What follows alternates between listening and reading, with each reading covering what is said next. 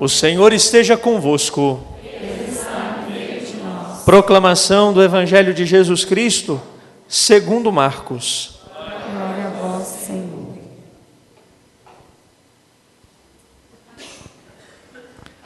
Naquele tempo, o rei Herodes ouviu falar de Jesus, cujo nome se tinha tornado muito conhecido. Alguns diziam: João Batista ressuscitou dos mortos, por isso os poderes agem nesse homem. Outros diziam: é Elias. Outros ainda diziam: é um profeta como um dos profetas. Ouvindo isto, Herodes disse: ele é João Batista. Eu mandei cortar a cabeça dele, mas ele ressuscitou. Herodes tinha mandado prender João e colocá-lo acorrentado na prisão. Fez isso por causa de Herodíades, mulher de seu irmão Filipe, com quem se tinha casado. João dizia a Herodes: não te é permitido ficar com a mulher do teu irmão. Por isso Herodíades o odiava e queria matá-lo, mas não podia. Com efeito, Herodes tinha medo de João, pois sabia que ele era justo e santo, e por isso o protegia. Gostava de ouvi-lo, embora ficasse embaraçado quando o escutava. Finalmente chegou o dia oportuno. Era o aniversário de Herodes, e ele fez um grande banquete para os grandes da corte, os oficiais e os cidadãos importantes da Galileia. A filha de Herodíades entrou e dançou, agradando a Herodes e seus convidados. Então o rei disse à moça: pede-me o que quiseres e eu te darei. E lhe jurou, dizendo: eu te darei qualquer coisa que me pedires, ainda que seja a metade do meu reino. Ela saiu e perguntou à mãe: que vou pedir? A mãe respondeu: a cabeça de João Batista. E voltando depressa para junto do rei, pediu: quero que me des agora, num prato, a cabeça de João Batista. O rei ficou muito triste, mas não pôde recusar. Ele tinha feito o juramento diante dos convidados. Imediatamente, o rei mandou que um soldado fosse buscar a cabeça de João. O soldado saiu, degolou-o na prisão, trouxe a cabeça num prato e a deu à moça. Ela a entregou à sua mãe. Ao saberem disso, os discípulos de João foram lá, levaram o cadáver e o sepultaram. Palavra da salvação. Glória a vós, Senhor. Amados irmãos e irmãs, amados e amadas de Deus, 3 personagens nas leituras de hoje se destacam para que a gente possa olhar um pouco mais de perto para eles. Em primeiro lugar, nós temos, vou fazer uma ordem aqui, acho que depois no final a gente vai entender, digamos que do pior para o melhor, né? Em primeiro lugar, nós temos Herodíades, a mulher de Herodes, que na verdade não é mulher de Herodes, é a mulher do irmão de Herodes, de Filipe, que largou o irmão de Herodes para ficar com Herodes. Herodíades está com o mal tão enraizado em si mesma que ela já não consegue mais escutar a palavra de Deus. Mesmo que esta palavra venha a partir do precursor de João Batista. Mesmo que essa palavra venha da palavra viva de Deus, que é o próprio Jesus Cristo, nosso Senhor, como está sendo dito lá no comecinho do Evangelho, né? Quem é esse que está andando por aí, fazendo essas obras, né? Dizendo o Evangelho, né? Que Jesus tinha ficado muito conhecido, né? Então, alguns dizem que é Elias, outros dizem que é mais um dos profetas, e no começo tem alguém que fala que é João Batista, e Herodes fala, olha, é João Batista que ressuscitou, né? Então, mesmo que o próprio Jesus se apresente a Herodíades, muito provavelmente ela não se abriria para a acolhida da palavra de Deus, que é o próprio Jesus, palavra eterna do Pai. Ela se fechou por completo. E a partir desse fechamento, para proteger, inclusive proteger a sua vida de pecado, ela é capaz de pedir até a morte de João Batista. A cabeça de João num prato. Quando nós, meus amados irmãos e irmãs, tomamos a decisão de cortar a nossa relação com Deus por completo, nós passamos a servir ao reinado da morte. E o reinado da morte só pode produzir mortes, não produz outra coisa. Então Herodíades, que faz parte do reinado da morte, produz a morte de João Batista. E produziria a morte de qualquer pessoa, voz, sinal, que contrariasse a sua vida decididamente pecaminosa, decididamente de desencontro com a vontade do Senhor, com os mandamentos de nosso Deus, com aquilo que é verdadeiramente a riqueza das nossas vidas e que para Herodíades já não serve para nada.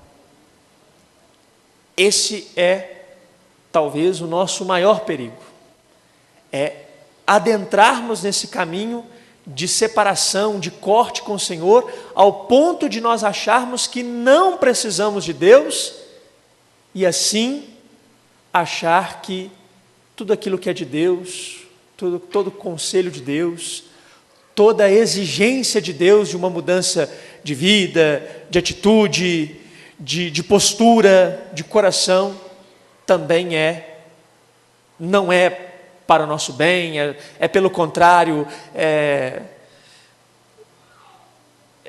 atraso de vida, é corte do prazer, né? de ter uma vida boa, enfim. Então, é esse pensamento que gira, né? E aí o evangelista vai ser muito firme nas palavras ao falar do que Herodíades sentia em relação a João Batista. Ódio e vontade de matá-lo. São essas duas palavras que o evangelista usa. Herodias tinha ódio de João Batista e queria matá-lo, mas não podia. Até que chega um dia que pode, que tem oportunidade. E ela não dá o passo atrás, pelo contrário, ela dá um passo à frente. Então ela faz a filha dela pedir a cabeça de João Batista num prato. A segunda personagem que nós temos é Herodes, que é o rei que está dando esse banquete para os poderosos, para os grandes, um grande banquete para os grandes da Galileia, né? A gente por 2 vezes escutou aí a palavra grande, né? E aí talvez esse seja um dos pecados de Herodes, se achar grande o suficiente para não precisar de Deus e da palavra que vem, da palavra de Deus que vem a partir do profeta. Herodes já é um meio do caminho, vamos dizer assim, né? Digamos que ele está com o pé nas 2 canoas. Alguém já ouviu essa imagem, né? Estar com o pé em 2 canoas, um pé em cada canoa, né? A gente custa equilibrar em cima de uma canoa, né? Imagine um pé em cada canoa, né? Chance de tombo na certa, né? Provavelmente as canoas vão se abrir até o ponto de que nossas pernas não deem conta mais de sustentar-nos e a gente vai cair na água. Então Herodes está com um pé em cada canoa. Ele até gosta de João Batista, gosta de ouvi-lo, mesmo que fique embaraçado com suas palavras, mas como ele ainda está com um pé na canoa do reino da morte e do pecado, ele não consegue deixar que essa palavra adentre o coração e o mude por dentro, para que tome a decisão, então, de abandonar a sua vida de pecado e começar a se propor uma vida nova, uma vida da escuta atenta da palavra e dos mandamentos do Senhor, para alcançar, então, uma vida de santidade. Pelo contrário, quando lhe aparece a oferta do reino da morte, Herodes não tem a firmeza, porque, como eu disse, não tem a base, não tem o sustento, está com um pé em cada canoa, e aí ele não consegue se firmar. Então, qual que é a decisão de Herodes? Entre a promessa feita diante dos grandes e a morte de João Batista, ele prefere, cumprindo essa promessa sem passar vergonha, dar a cabeça de João Batista para Herodíades. Bem, nós também podemos nos encontrar nesta posição, de agradarmos um pouco daquilo que Deus nos fala, né? Por muitas vezes nós vamos à igreja esperando ouvir aquilo que nós queremos. Vou lá para ouvir o que o padre vai falar. Então, se o padre faz uma mensagem bonita, né? Que fala do amor de Deus, que fala da misericórdia, que fala que Deus é todo bondoso, que Deus nos acolhe, que Deus nos entende, né? Aí, que pregação mais bonita, né? Essa eu gostei. Vou sair levinho da igreja, feliz da vida, né? Porque tudo me agradou.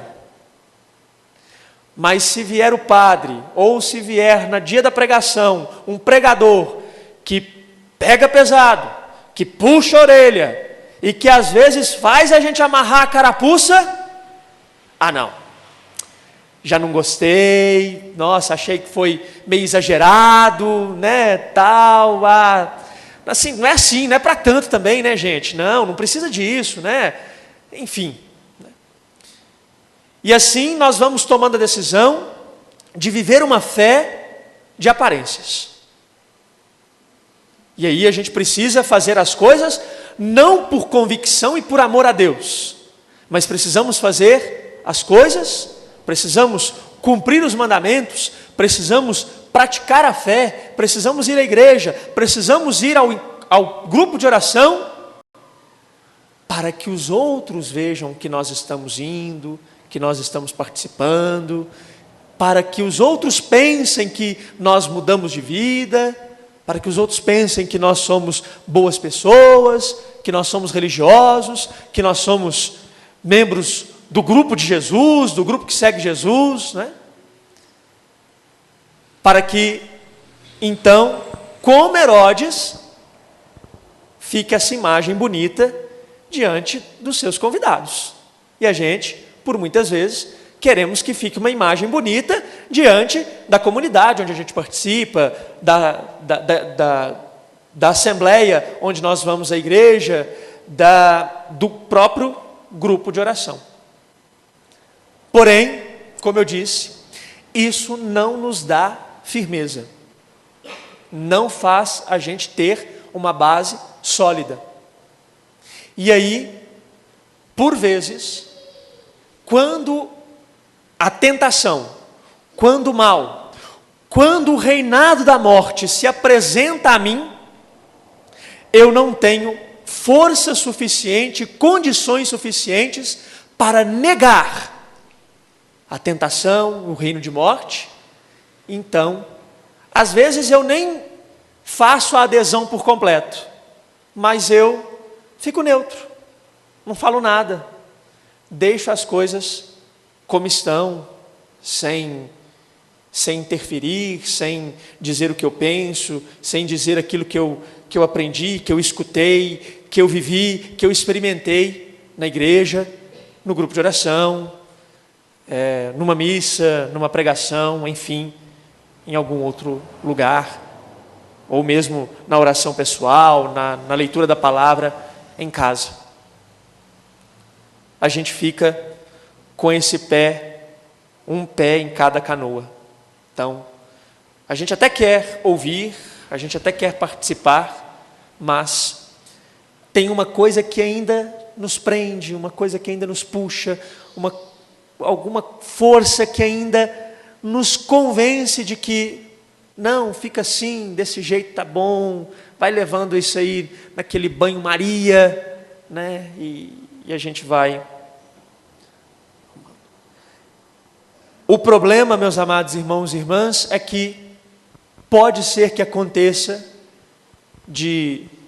dentre tantas coisas que se apresentam a nós, possa ser que apresente alguma coisa que seja de uma gravidade muito grande, como a decisão de deixar viver ou de deixar morrer João Batista.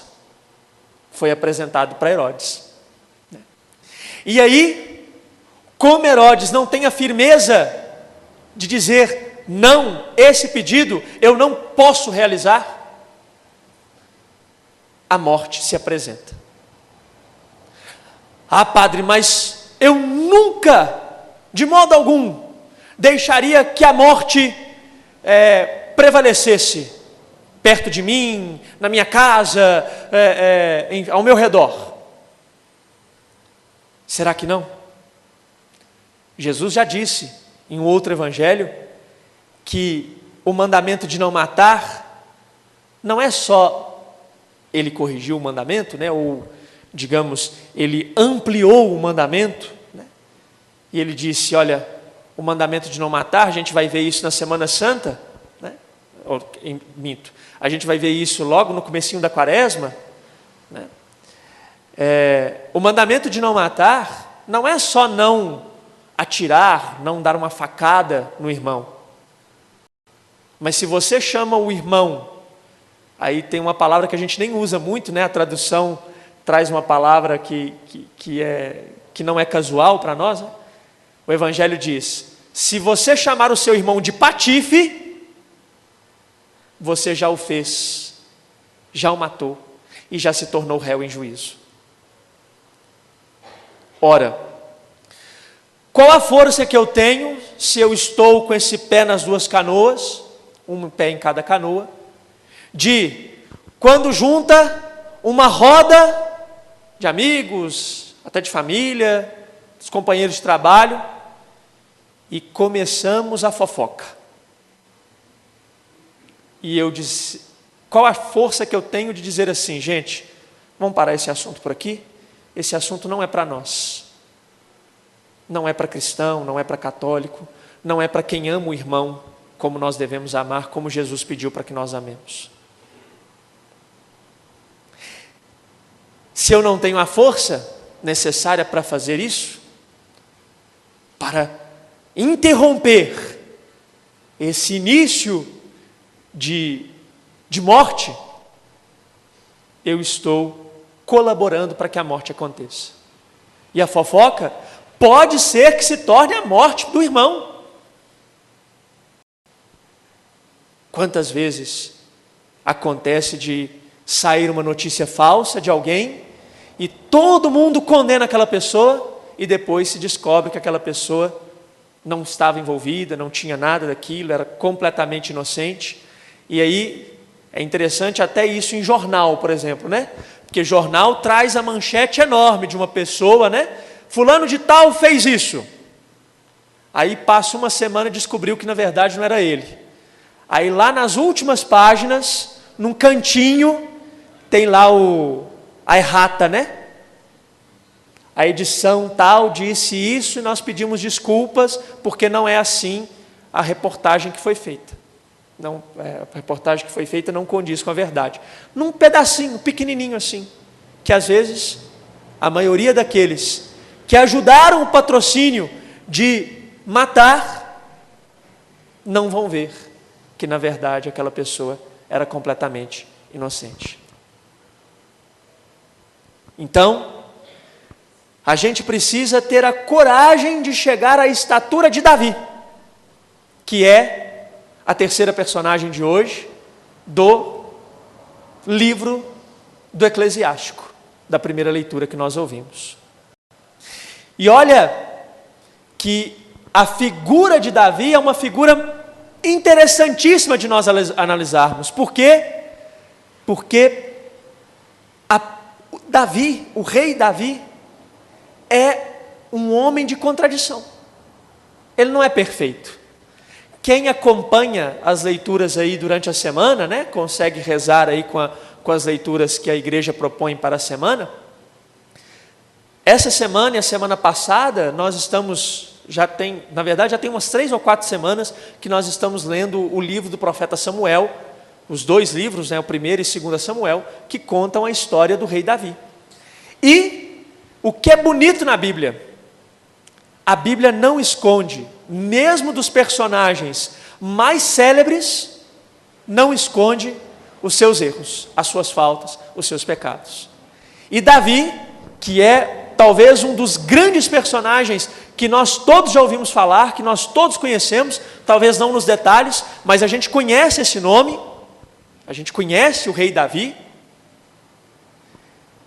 é um desses personagens que a Bíblia não esconde os seus pecados. Inclusive, Davi cometeu o pecado de adultério, como Herodes. E aí que é bonito esse exemplo, porque Davi, mesmo cometendo o pecado de adultério, numa certa altura da sua vida, ele toma a decisão de mudar. Ele se abre completamente à palavra de Deus. E esta palavra passa a ser a força para Davi, para que ele possa então mudar de vida, para que ele possa deixar o homem velho e assumir um homem novo. Mesmo com essa postura e com esta mudança, depois do adultério, nós vamos ver outros relatos de Davi tropeçando. Mas então, qual que é a diferença de Davi em relação a Herodes? A diferença de Davi em relação a Herodes é aquilo que o Papa João Paulo II falava, São João Paulo II, falava dos santos. O santo não é aquele que não tropeça. O santo é aquele que, ao tropeçar e até mesmo cair, decide não ficar no chão, mas levantar-se, sacudir a poeira, curar as feridas e seguir em frente. A igreja, meus amados irmãos e irmãs, sabendo disso e inspirada pelo Espírito Santo e sábia como é por causa dessa inspiração e por causa do tempo que a igreja católica tem, nós temos pelo menos 2 sacramentos que nos ajudam nessa nossa caminhada, que por vezes vamos experimentar as graças, as bênçãos de Deus, vamos experimentar achando que estamos, alcançando a santidade, e por vezes também vamos experimentar um tropeção, um machucadinho no dedo, às vezes uma joelhada ralando aí. Somos, na verdade, como crianças aprendendo a andar, os primeiros passos aí, Então a gente aprende a andar, tem hora que a gente acha, não, agora vai, E de repente a gente está ajoelhado, porque caímos, Ou como a criança, batemos a bundinha no chão também, Como a gente vê a criança aprendendo a andar. Nós fazemos essa experiência, e essa experiência não é negativa, essa experiência é positiva. E aí, a igreja então nos oferece 2 sacramentos. Para curar as feridas do tombo, nós temos o sacramento da confissão. O sacramento da confissão é aquele sacramento que cura as feridas, que limpa. Quando a gente cai, a gente dá com a cara no chão. E por vezes, de um chão sujo, empoeirado ou enlameado. Então é preciso não somente levantar-se, mas ao levantar-se, procurar curar-se e limpar-se. E assim, a confissão é justamente o sacramento da limpeza e da cura. E para que nós continuemos fortes nesse caminho, porque o caminho é longo, né? Tem uma música muito bonita na igreja que diz isso, né? O caminho é longo. Então, se o caminho é longo, nós precisamos de força. Não dá para ir caminhando sem um alimento. E o alimento que nós temos é a Eucaristia. Esse é o alimento. E a Eucaristia aqui não é só a comunhão do pão. A Eucaristia que eu estou dizendo aqui é tudo que a Eucaristia engloba. A Eucaristia é a comunhão do pão eucaristizado, mas também a escuta atenta da palavra e a participação na comunidade. Não existe distribuição de Eucaristia sem a comunidade reunida.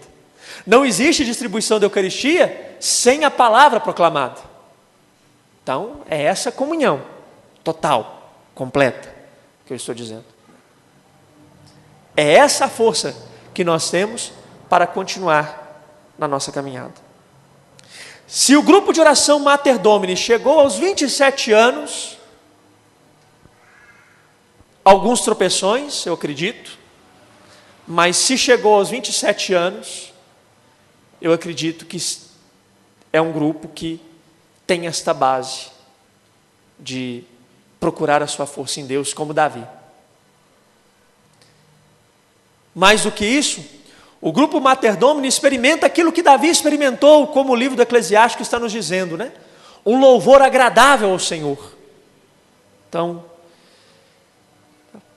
uma bela banda, música, cheguei aqui, estava tendo louvor, adoração. Tudo isso é o que sobe aos céus, até ao ouvido e ao coração de Deus, agradável ao Senhor, essa vontade de render graças, de bendizer a nosso Deus e Senhor. E é isso, meus amados irmãos e irmãs, e é a partir daí, como Davi, que nós vamos buscando a nossa força para cada dia, que se por um acaso eu cometer algum pecado, eu tenha onde